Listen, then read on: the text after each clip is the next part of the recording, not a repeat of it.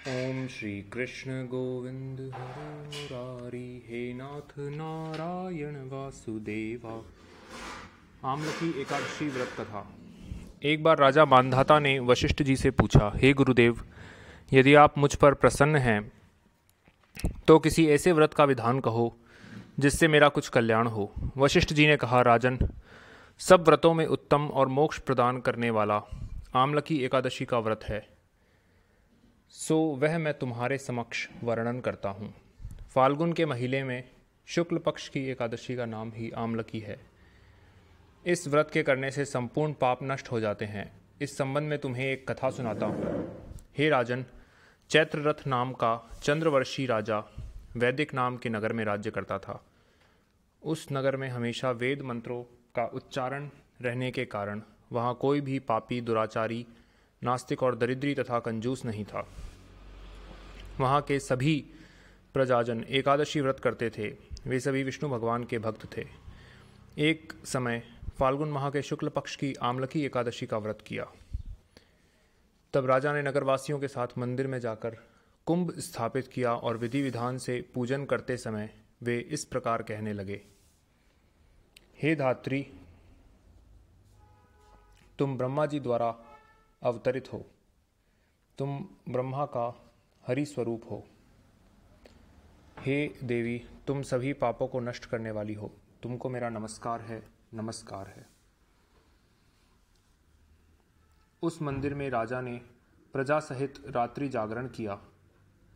उसी समय एक बहेलिया, जो जीव हिंसा करके अपने बच्चों का पालन करता था, भूख प्यास से व्याकुल होकर रात्रि जागरण देखने के लिए मंदिर के एक कोने में आकर बैठ गया और वहां पर होती हुई एकादशी की व्रत कथा और महात्म्य को सुनता रहा।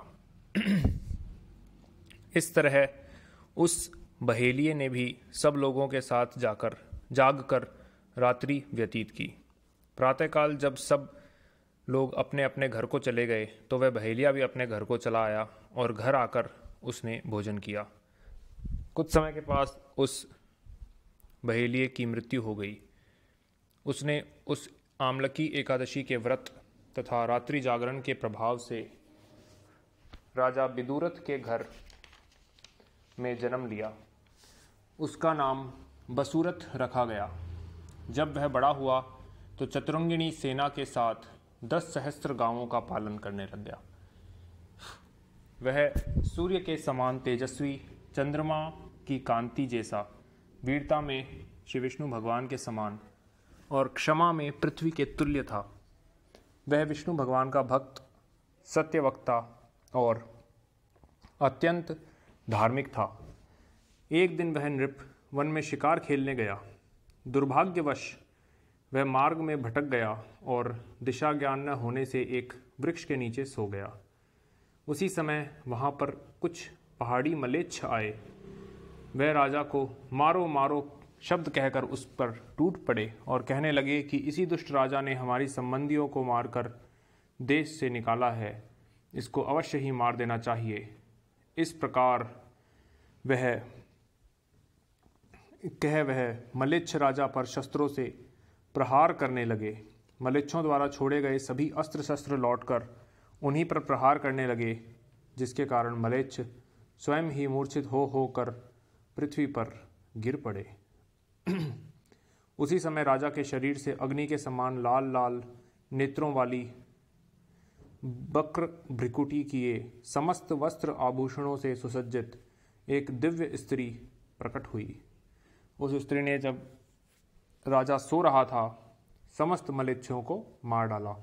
जब राजा जागा तो उसने उन सब मलेच्छों को मरा हुआ देखकर विचारा कि इन शत्रुओं को मारने वाला मेरा इस वन में ऐसा कौन सा हितैषी रहता है जिसने इन सब को मारा है। जब वह राजा ऐसा सोच ही रहा था तभी आकाशवाणी हुई कि हे राजन, इस संसार में तेरी रक्षा स्वयं श्री विष्णु भगवान के अतिरिक्त और कौन कर सकता है। आकाशवाणी को सुनकर राजा अपने नगर को वापस चला आया और सुखपूर्वक अपने राज्य को करने लगा। महर्षि वशिष्ठ जी ने कहा, हे राजा, यह सब उसी आमलकी एकादशी के व्रत के प्रभाव से हुआ था। जो मनुष्य इस आमलकी एकादशी का व्रत करते हैं वे निश्चय ही प्रत्येक कार्य में सफलता प्राप्त कर अंत में मोक्ष को प्राप्त करते हैं। ओम श्री कृष्ण गोविंद हरे मुरारी, हे नाथ नारायण वासुदेवा। जय श्री कृष्ण भगवान, जय तुलसी माता, हरि प्रिय नमस्ते।